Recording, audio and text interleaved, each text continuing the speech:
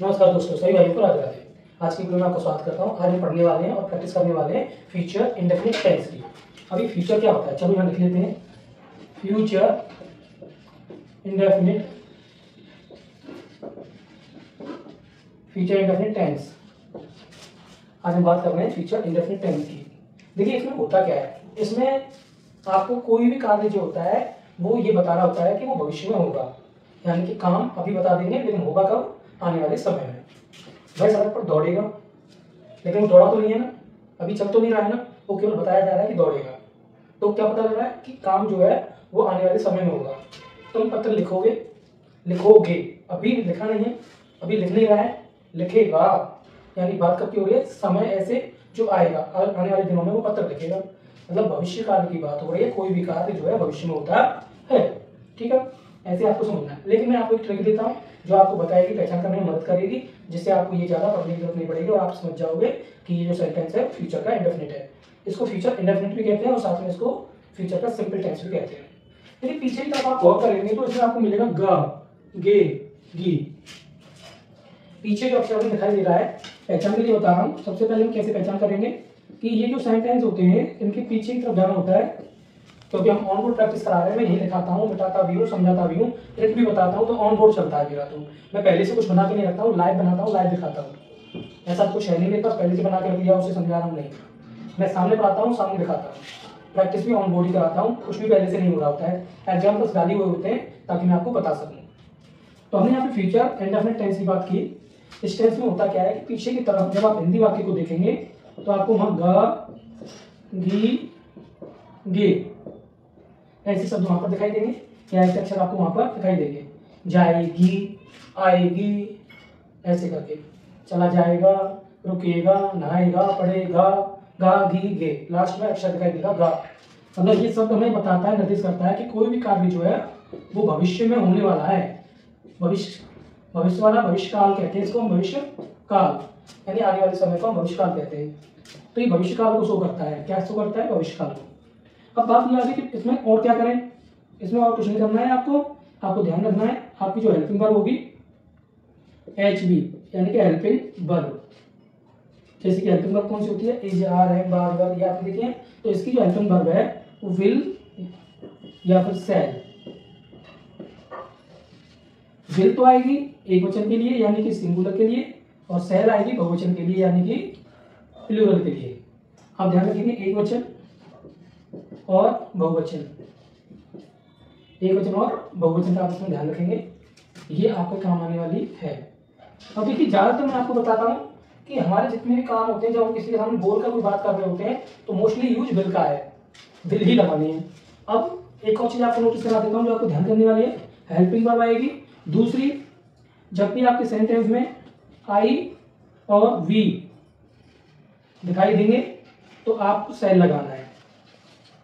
और दूसरी बात ये, बाकी के सारे जितने भी करता है, जैसे यू है, दे है, या फिर सी है, या फिर ही है, इन सब में आपको बिल लगाना है। बेफिक्र होकर बिल को लगा दीजिए, क्योंकि मैंने आपको दो ऐसे सब्जेक्ट बता दिए हैं, आई और बी। इन दोनों को आप शैल लगाएंगे, बाकी के जितने भी सब्जेक्ट हैं उनमें बिल से काम चलेगा। तो इस बात को आप टिक कर लें। ये बहुत काम की बात बताई मैंने आपकी। ये दोनों चीजों में आपको बिल लगाना, शैल लगाना है, और बाकी सब में विल लगाना है। अब रूल्स क्या कहता है हमारा, भाई रूल हमसे ये कहता है कि अगर वो सिंगुलर है यानी कि पहले सब्जेक्ट लगाएंगे, तो सिंगुलर है तो विल लगा देंगे, आई या बी में से है तो हम शैल लगा देंगे, उसके बाद V1 और उसके बाद ऑब्जेक्ट। तो ये जो है हमारा वो एफर्मेटिव है। एफर्मेटिव। दूसरा रूल क्या है, नेगेटिव। अगर नेगेटिव होगा तो क्या करेंगे, सब्जेक्ट लगा देंगे और विल नॉट या फिर शैल नॉट, उसके बाद V1 लगा देंगे, उसके बाद ऑब्जेक्ट, और तो ये हो जाएगा हमारा नेगेटिव। ये बन गया हमारा नेगेटिव सेंटेंस। तो आपको क्या ध्यान रखना है कि आप इस प्रकार से काम करेंगे। अब तीसरा रूल क्या कहता है भाई, तीसरा रूल ये कहता है कि अगर वो इंटरोगेटिव है तो सबसे पहले विल या शैल को आगे ले आओ। वो लाना कब है, अकॉर्डिंग टू सब्जेक्ट। तो यहाँ शैल आ जाएगा, उसके बाद आपका सब्जेक्ट आ जाएगा, फिर से आपका V1 आ जाएगा, और फिर आपका आएगा ऑब्जेक्ट और फिर क्वेश्चन मार्क। अब रूल नंबर 3 क्या कहता है भाई, ये ट्रिक है आपकी। रूल नंबर 3 आपसे ये कहता है अगर सेंटेंस हमारा डबल इंटरोगेटिव है तो सबसे पहले लाएंगे आप WH वर्ड, उसके बाद लाएंगे आप विल या सेल में से कोई एक, उसके बाद आपकी V1, उसके बाद ऑब्जेक्ट और उसके बाद क्वेश्चन मार्क। ये रूल है। अगले रूल में क्या कह रहा है भाई,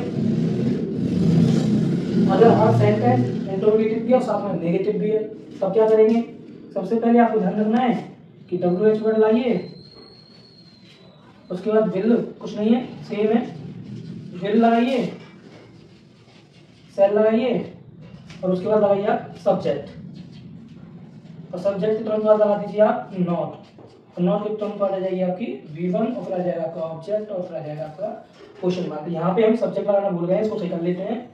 चलो इसको सही कर देते हैं। यहाँ पे लगाना है आपको सब्जेक्ट और उसके बाद लगानी है आपको V1, उसके बाद आपको लगाना है यहाँ पे ऑब्जेक्ट, ऑब्जेक्ट के बाद लगाना है क्वेश्चन मार्क। तो देखिए यहाँ पे मैंने रूल समझाए, देखो कुछ ज्यादा खास तो है नहीं रूल्स में, लेकिन फिर भी आप क्या कर सकते हो, आप वीडियो को रिवर्स करके एक बार देख लीजिए दोबारा से, या फिर आप स्क्रीनशॉट भी ले सकते हैं ताकि आप बाद में इसका प्रयोग कर सको। तो सबसे पहले मैं एक बार फिर से रिवाइज कराऊंगा, फिर एग्जाम्पल का नंबर लेंगे। उसके बाद पहचान के लिए ग लगा दीजिए, पहचान हो जाएगी भविष्य काल में, यानी आने वाले समय में कोई भी कार्य है वो होने वाला है। हेल्पिंग वर्ब यूज होगी, विल या सेल में से कोई एक वचन है तो विल लगाएंगे और बहुवचन है तो सेल लगाएंगे। दूसरी ट्रिक मैंने आपको ये बताई, आई और बी में लगाते हैं सेल, बाकी जितने भी और सब्जेक्ट होते हैं उन सब में विल लगाते हैं।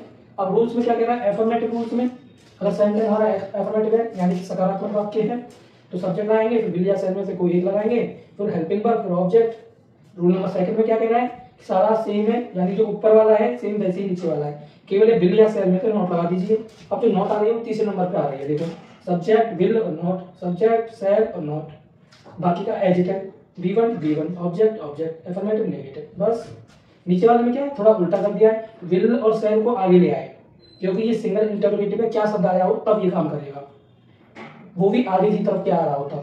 विल सेल दोनों लगा दिए, दोनों में से मतलब कोई एक लगा देंगे, उसके बाद सब्जेक्ट लगा देंगे, अब बाकी का एडजेक्टिव वर्ब और ऑब्जेक्ट। उसके बाद रूल क्या है भाई इंटरोगेटिव का, डबल इंटरोगेटिव आ जाए तो पहले WH वर्ड लाइए, फिर विल या सेल में से कोई एक लगेगा सब्जेक्ट। अब जो सब्जेक्ट है वो तीसरे नंबर पे आ गया और ये फिर V1 आ गया, ऑब्जेक्ट आ गया, बाकी सारा ये एडजेक्ट होता है। और अगले में जिसमें नेगेटिव भी आ जाए और इंटरोगेटिव भी आ जाए तो पहले WH वर्ड लाएंगे, फिर विल या सेल में से कोई एक, सब्जेक्ट फिर तीसरे नंबर पे। जब हमारा इंटरोगेटिव होगा तो सब्जेक्ट हमारा तीसरे नंबर पे पहुंच जाता है, डबल इंटरोगेटिव। उसके बाद आप नॉट लगा देंगे, फिर V1 फिर ऑब्जेक्ट। तो ये सारे रूल्स हो गए, हमने प्रैक्टिस कराई तो बोर्ड हो गया पूरा। अभी मुझे हटाना पड़ेगा ताकि मैं एग्जांपल करा सकूं, क्योंकि मैं ऑन बोर्ड प्रोडक्ट जो प्रैक्टिस है वो ऑन बोर्ड करा रहा हूं ना, इसलिए। चलो इसको हटा देते हैं अभी के लिए। अब हम करेंगे एग्जांपल इसका आगे। एग्जांपल में क्या करना है, देखो सबसे पहला एग्जांपल क्या कह रहा है हमसे, सबसे पहला एग्जांपल हमसे ये कह रहा है कि वह सड़क पर दौड़ेगा, वह सड़क पर क्या करेगा, दौड़ेगा। चलो बनाते हैं। तो सबसे पहले सब्जेक्ट को वह, तो हमने वह की मीनिंग लगा दी ही। अब मैंने आपको बताया था विल या सेल में से कोई एक आएगा तो यहाँ पे एक के बाद लगा दीजिए विल। अब दौड़ना की क्या है, रन, ही विल रन, कहाँ दौड़ेगा, सड़क पर, है ना। तो एट रोड या ऑन द रोड, यहाँ पे क्या लिख देंगे, run on the road. Road मतलब सड़क या स्ट्रीट भी लिख सकते हैं, एट भी लगा सकते हैं, कोई बात नहीं, ऑन लगा रहे तब भी ठीक है। इसका खास प्रभाव आपका सेंटेंस केवल चेक किया जाता है यहाँ तक। अगर आपका सब्जेक्ट आ गया, हेल्पिंग वर्ब आ गया और मेन वर्ब आ गई, अगर ये सही है तो पीछे वाले में इतना कोई ज्यादा फोर्स देने की जरूरत नहीं होती। लेकिन आप लगा रहे हैं तो एट लगा के भी बना सकते हैं और ऑन का प्रयोग लगा रहे हैं तो ठीक है। तुम पत्र लिखोगे तो सबसे पहले सब्जेक्ट लगाएंगे, यू आ गया, तुम का मतलब यू। अब मैंने बताया सारे सब्जेक्ट में तो बुलाएगी केवल दो ऐसे सब्जेक्ट हैं, आई और वी, उसमें आप सेल लगाइए। तो यहाँ पे यू आया तो विल लगा दिया क्योंकि रूल्स कह रहा है हमारा। यू विल क्या करोगे, पत्र लिखोगे, लिखना की होती है राइट, पत्र की होती है राइट अ लेटर, एक लेटर। मैं ए लगा रहा हूँ आर्टिकल, आप लगाएं तो ठीक है, नहीं लगाएं तो कोई बात नहीं। You will write a letter, दूसरा राधा अपना पाठ याद नहीं करेगी। इस पर थोड़ा रूल्स चेंज हो जाएगा क्योंकि नई शब्द आ गया, नेगेटिव वाला है तो नेगेटिव वाला रूल्स यूज होगा। सबसे पहले सब्जेक्ट है राधा, राधा लिख दिया, राधा के बाद आ जाएगा हमारा विल, उसके बाद आ जाएगा नॉट, क्योंकि मैंने बताया था जो नेगेटिव आता है उसमें नॉट तीसरे नंबर पे आती है, 1 2 3 तीसरे नंबर पर आ गई। उसके बाद क्या है, याद करने को कहते हैं लर्न, अपना पाठ और लेसन। तो यहाँ पे हर क्यों आया, अपना की मीनिंग हर आ गई क्योंकि वो लड़की है। अगर आपको ये सारी चीज़ सीखनी है तो मेरी पुरानी वीडियोज में डली हुई है, अपना मीनिंग कब क्या लगाते हैं वो मैंने वहाँ पे सिखाया हुआ है। मेरा भाई नहीं खेलेगा, ये भी नेगेटिव है। My brother will not play,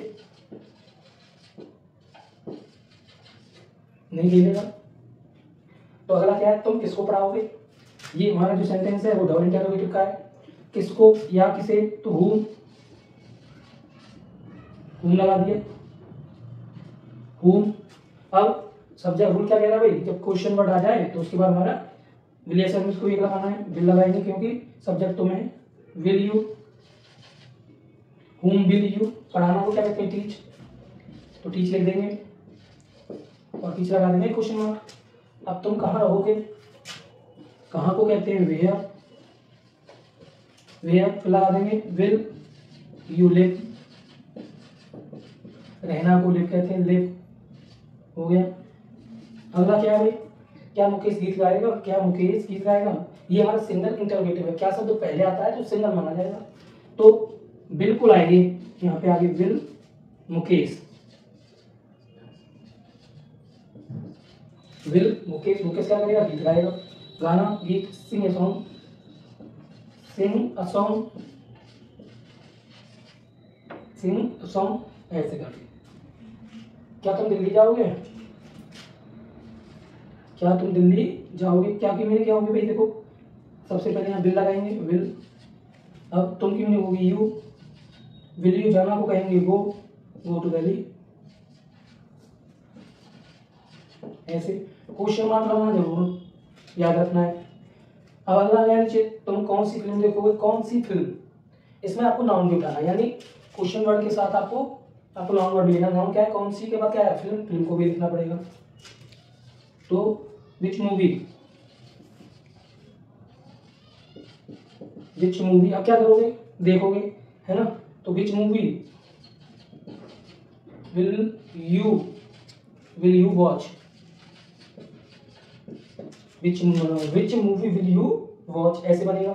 हम हॉकी क्यों नहीं खेलेंगे, लास्ट वाला जो है वो इंटरोगेटिव भी है, साथ में हमारा नेगेटिव भी है, लेकिन उसमें एक वर्ड आ गया क्यों, जब वर्ड आ जाए तो डब्ल्यू वर्ड को पहले लाते हैं रूल्स के अकॉर्डिंग। क्यों की मीनिंग होती है वाई, ऑन बोर्ड प्रैक्टिस करा रहा हूँ, वाई लिख दिया। अब सब्जेक्ट क्या है, हम, और हम की मीनिंग होती है वी, तो वी हमारा बहुवचन माना जाएगा यानी कि प्लूरल, तो यहाँ पे वाई सेल वी, सब्जेक्ट तीसरे नंबर पे जाएगा, रूल्स में बताया था, है ना, वाई सेल वी। अब आएगा हमारा नहीं को क्या कहते हैं, नॉट, सब्जेक्ट के बाद नॉट लगा देंगे। खेलने को कहते हैं प्ले, अब प्ले दी हॉकी, और क्वेश्चन मार्क लगा देंगे। सारे सेंटेंस की प्रैक्टिस मैंने यहाँ करा दी और मैंने यहाँ पे करके बता भी दिए, सब्जेक्ट भी समझा दिया, सेंटेंस भी मैंने यहाँ करा दिए, फ्यूचर का इंडेफिनिट टेंस मैंने आपको यहाँ सिखाया है, ट्रिक मैंने आपको यहाँ बताई है, रूल्स मैंने यहाँ बताए, प्रैक्टिस मैंने यहाँ करवाई है, पहले से कुछ बना नहीं था, सारा आपके सामने करा रहा हूँ। तो दूसरी नंबर बात ये आती है कि जो मुझे कराना था वो मैंने कर दिया। अब बारी आती है आपकी, आप क्या करने वाले हो, आपको करना पड़ेगा कमेंट, और करनी पड़ेगी लाइक, कमेंट और लाइक भर के करनी होगी, और वीडियो को दूसरों के लिए प्रमोट भी करना है, शेयर भी करना है, ताकि एजुकेशन की वीडियो सब तक पहुंचे और वो पढ़ना भी सीखें। पढ़ना बहुत जरूरी होता है लाइफ में आगे बढ़ने के लिए।